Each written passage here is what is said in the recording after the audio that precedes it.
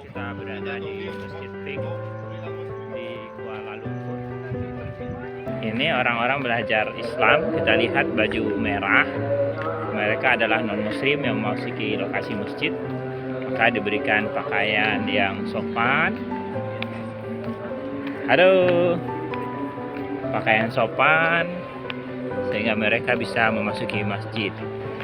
Ini banyak turis-turis yang non-muslim yang memasuki masjid untuk melihat bagaimana Islam itu, Islam sebagai rahmatan lil alamin.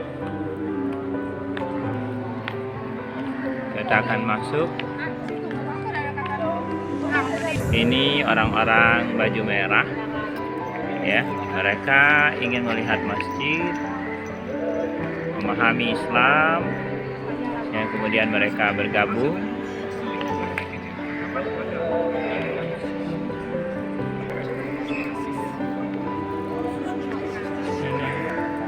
Kita akan masuk di Masjid Pink. Allahumma tahli abwaaba rahmatik. Kita masuk.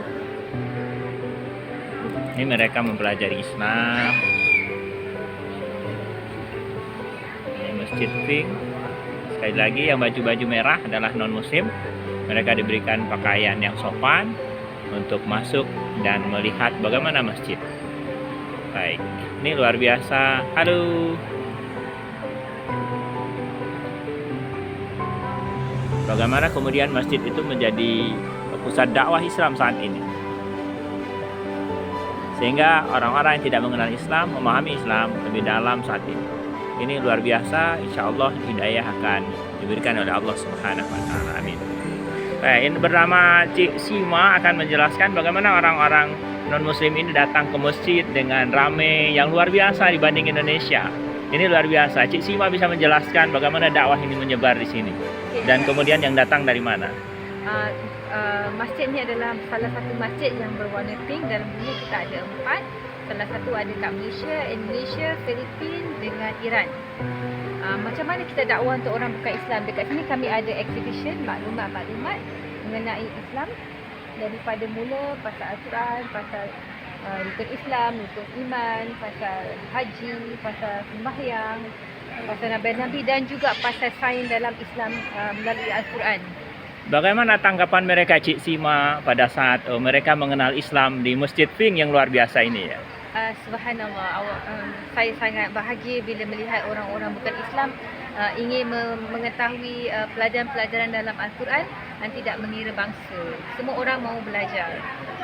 Kau boleh tahu, Cik Sima, adakah yang sudah masuk Islam dengan adanya program yang luar biasa ini? Sebanyak mana kita tahu, hidayah adalah milik Allah. Ada juga orang datang sebelum cakap apa-apa pun dia sudah masuk dalam masjid, dia memang nak jadi Islam. Ada orang dengar azan masuk Islam.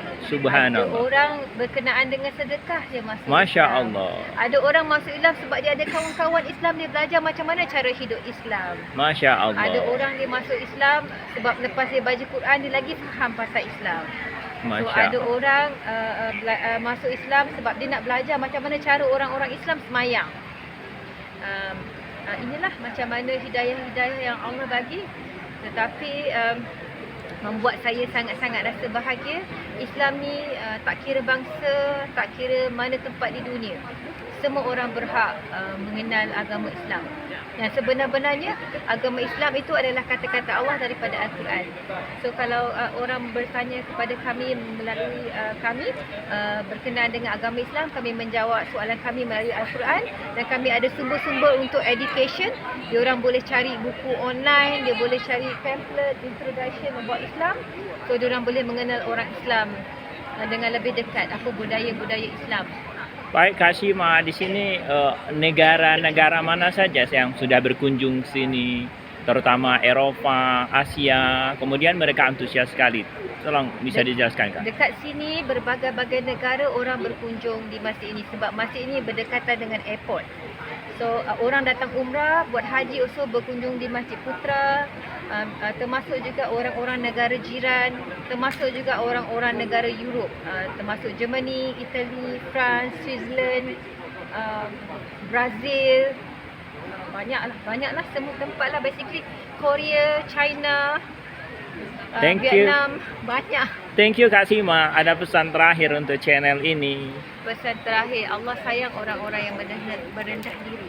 So untuk orang-orang Islam adalah contoh yang terbaik bila kita menunjukkan sifat-sifat yang baik, sifat-sifat penyayang dan merendah diri, mendekatkan banyak orang mahu mengenal Islam melalui orang-orang Islam itu sendiri.